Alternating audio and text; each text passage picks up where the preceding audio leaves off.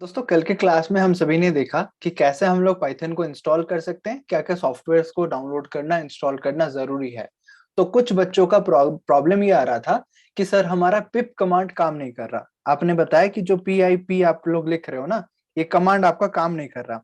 तो कमांड क्यों नहीं काम कर रहा, उसके लिए आपको पहले पाइथन को अच्छे से इंस्टॉल करना पड़ेगा बेटा। पाइथन एक बार अच्छे से इंस्टॉल हो जाएगा ना, तो आप टर्मिनल में जाके पिप इंस्टॉल मतलब जो पिप इंस्टॉल जुपिटर नोटबुक पिप इंस्टॉल नोटबुक करोगे हो जाएगा। या फिर आप एक अल्टरनेटिव ट्राई कर सकते हो, पिप 3 करके ट्राई कर सकते हो। ठीक है, मैं कमेंट सेक्शन पढ़ रहा था, वहां से मुझे ये पता चला। तो आप पिप 3 ट्राई करना, ये काम कर लेगा। ठीक है, नहीं करता है तो फिर VS कोड के जो टर्मिनल होता है नीचे, वो टर्मिनल पे जाके आप एक बार ट्राई करना, इंस्टॉलेशन हो जाएगा। अब आगे बात करते हैं। हमारा आज का जो क्लास है that is about flow charts. तो फ्लो चार्ट्स एक्चुअली क्या होता है? ठीक है, फ्लो चार्ट्स। तो फ्लो चार्ट्स जानने से पहले मैं आपको ये बताना चाहूंगा कि जो भी प्रोग्रामिंग होता है उसमें हम लोग एक्चुअली क्या करते हैं। We try to solve the problem. हमारे पास एक प्रॉब्लम होता है और वो प्रॉब्लम को हम लोग ट्राई करते हैं एक सॉल्यूशन निकालने का। ओके, तो वो सॉल्यूशन में कैसे पहुंचते हैं, क्या करते हैं, वो होता है हमारा प्रोग्रामिंग का अप्रोच। तो उसको समझाने के लिए हमारे पास एक प्रॉब्लम है, उसको मैं P लिख लेता हूं। और ये प्रोग्रामिंग को हम लोग सबसे पहले एक जो प्रॉब्लम होगा उसको समझना पड़ेगा। तो उसके लिए क्या करना पड़ेगा? अंडरस्टैंड करना पड़ेगा।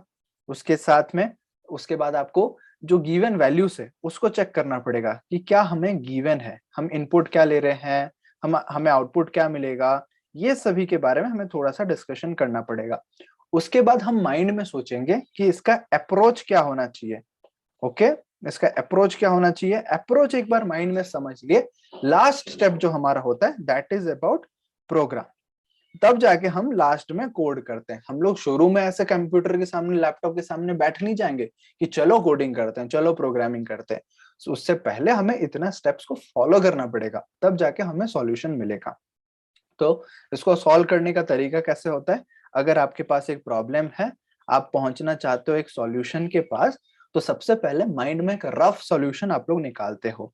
तो एक जो रफ सॉल्यूशन इसे बोलते हैं ना, उसी को हम लोग बोलेंगे माइंड में सोचना, या फिर फ्लो चैट, उसको ही बोलेंगे फ्लो चैट। अदरवाइज सेम चीज को हम बोल रहे होंगे स्यूडो कोड।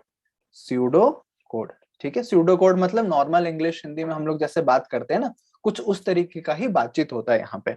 उसके बाद हम लोग प्रोग्राम करते हैं। अब प्रोग्राम करने से क्या है, प्रोग्राम हमारा काफी बार इसको बोलते हैं source code. Okay, source code भी बोलते हैं।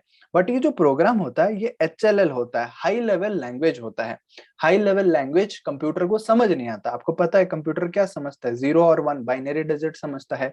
तो जो एक कंप्यूटर समझने के लिए कंप्यूटर या फिर मशीन अंडरस्टैंडेबल लैंग्वेज होना चाहिए, तो मशीन अंडरस्टैंडेबल में वो कन्वर्ट होना पड़ेगा। अंडरस्टैंडेबल, मशीन अंडरस्टैंडेबल जब बन जाएगा तब वो समझ जाएगा कि हाँ आपने जो कोड लिखा उसका मीनिंग ये होता है। समझ में आ गया? अभी बात करते हैं हम लोग थोड़ा सा फ्लो चैट के बारे में। अभी मेन हमारा बातचीत शुरू होगा अबाउट द फ्लो चैट्स, जो रफ सॉल्यूशन बोलते हैं ना जिसे, अभी वो फ्लो चैट के बारे में बात करेंगे। तो एक बात बताना चाहूंगा, हमारा जो पेड कोर्स चल रहा है ना, वहां पे आपको क्लास के दौरान सॉल्व करने के लिए दिया जा रहा है क्वेश्चन, और उसके साथ साथ आपको पूछा जा रहा है, आप अनम्यूट करके बता रहे हो, आप स्क्रीन शेयर करके दिखा रहे हो। बहुत अच्छा रिस्पॉन्स मिल रहा है स्टूडेंट से। आप भी अगर पार्ट बनना चाहते हैं तो डिस्क्रिप्शन में लिंक मिल जाएगा, उसको क्लिक करके सारा प्रोसेस कंप्लीट कर लीजिए। हम आपको व्हाट्सएप ग्रुप में ऐड करके सारा प्रोसेस कंप्लीट कर लेंगे। Let us continue our class. जो फ्लो चार्ट है, फ्लो चार्ट में काफी सारे कंपोनेंट्स होते हैं। क्या होते हैं? काफी सारे कंपोनेंट्स होते हैं। तो ये कंपोनेंट्स के बारे में मैं थोड़ा सा बताना चाहूंगा। जो हमारा पहला कंपोनेंट रहेगा वो ऐसे ओवल शेप में दिख रहा होगा। ओके, ऐसे ओवल शेप, इसको अगर पूरा कंप्लीटली करें तो कुछ इस तरीके का दिख रहा होगा। ओवल शेप में होता क्या है, इसके अंदर हम लोग स्टार्ट या फिर एंड लिखते हैं। तो इसको हम लोग टेक्निकल वर्ड में बोलेंगे टर्मिनेटर। ओके, टर्मिनेटर बोलेंगे। ठीक है, यहाँ पे अगर आपको ये दिख नहीं रहा होगा, इसको मैं इस तरफ ले आता हूँ। ओके, तो टर्मिनेटर इसको बोलेंगे। टर्मिनेटर मतलब कोई भी चीज का स्टार्ट होना या फिर खत्म होना, इसको एंड करना, उसको बोलेंगे हम लोग टर्मिनेटर। ओवल मैं आपको समझा दूंगा एक एग्जांपल में, जब बात करेंगे तब आपको और अच्छे से समझ में आ जाएगा। जो अगला चीज रहेगा वो एक पैरेललोग्राम रहेगा। पैरेललोग्राम में हम लोग का यूज होता है इनपुट और आउटपुट के लिए। किस लिए यूज होता है? इनपुट और आउटपुट के लिए यूज होता है। आउटपुट क्लियर है इतना? तो इनपुट आउटपुट हमारा काम खत्म हो गया। जैसे कोई नंबर आप इनपुट लेना चाहते हैं तो आप लिख लेंगे रीड ए, तो वो इनपुट हो जाएगा।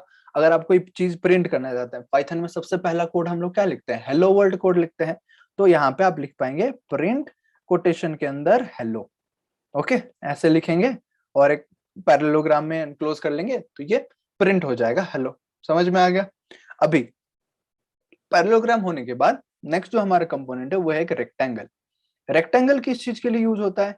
Rectangle is used for process और कैलकुलेशन। कोई भी अगर आपको कैलकुलेशन करना है तब वहां पे यूज होगा एक रेक्टेंगल। फॉर एग्जांपल आपको एक सर्कल का एरिया निकालना है, कोई पैरेललोग्राम का एरिया निकालना है तो बेस इनटू हाइट हो जाएगा। सिंपल इंटरेस्ट निकालना है तो P S I equals to P R T by 100 हो जाएगा। जो भी फॉर्मूला लिखना है, कैलकुलेशन लिखना है, suppose I is equals to I plus 1 करना है, आपको एक आई का वैल्यू बढ़ाना है, तो वो भी काउंट हो जाएगा आपका ये प्रोसेस और कैलकुलेशन के अंडर। नेक्स्ट जो हमारा वैरायटी है या फिर बोल सकते हैं हम लोग कंपोनेंट है, वो एक है रोम्बस। एक डायमंड शेप का दिख रहा होगा, ये आपको डायमंड शेप का दिख रहा है, तो इसका नाम है, मतलब ये किस लिए यूज होता है? This is used for decision making.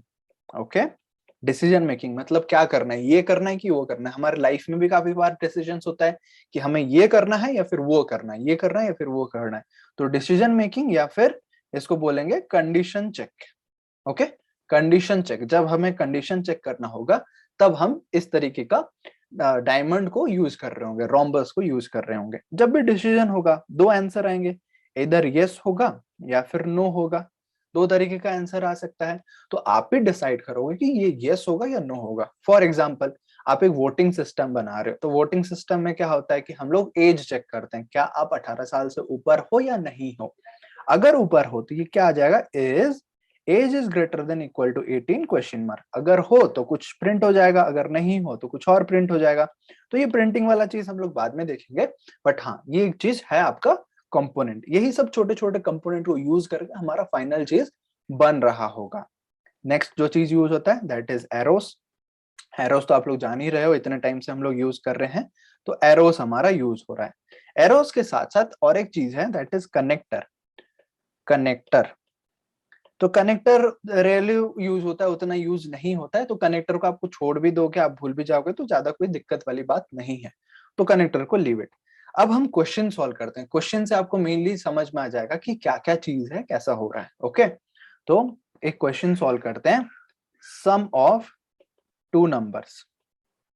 ठीक है, तो सम ऑफ टू नंबर्स में क्या होगा कि हम लोग फ्लो चार्ट डिजाइन करेंगे, कैसे actually sum of two numbers calculate होता है, फिर उसका हमें माइंड में कैसे सोचना चाहिए। सबसे पहला चीज ये है कि आपको दो नंबर चाहिए, ए एक होना चाहिए, बी एक होना चाहिए। सपोज ए का वैल्यू 5 है, ए का वैल्यू 5 है, बी का वैल्यू 10 है। तो यहाँ पे सम आप जब कैलकुलेट करेंगे ना तो सम का वैल्यू 15 हो जाएगा। बट इनपुट क्या ले रहे हैं हम लोग? इनपुट में ले रहे हैं कि हाँ 5 का वैल्यू आ जाएगा एक बॉक्स में, ये ए हो जाएगा, और यहाँ पे 10 वैल्यू आ जाएगा जो कि बी नाम बोलेंगे उसको।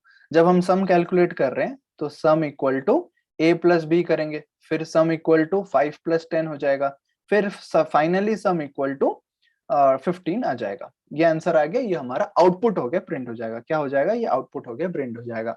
बट अगर रोड मैप की बात करेंगे, जो फ्लो चार्ट की बात करेंगे, तो फ्लो चार्ट में इसको कैसे लिखेंगे? सबसे पहले स्टार्ट लिखेंगे बेटा। स्टार्ट हो गया, स्टार्ट होने के बाद हमें दो नंबर्स चाहिए यूजर से इनपुट, तो दो नंबर्स हम लोग क्या करेंगे? Read A comma B. दो नंबर्स रीड कर लिया। अब इनपुट आउटपुट के लिए क्या यूज होगा बेटा? पैरेललोग्राम यूज होगा। अभी हमने यहाँ पे पढ़ा, यहाँ पे देख सकते हो, ये चीज देख लो आप। इनपुट आउटपुट जब हम यूज कर रहे होंगे वहां पे रीड ए यूज हो रहा है। रीड ए मतलब कि हाँ हम पैरेललोग्राम यूज कर रहे हैं, तो एक नंबर की जगह हम दो नंबर रीड कर रहे हैं। यस, सो रीड ए भी हो गया।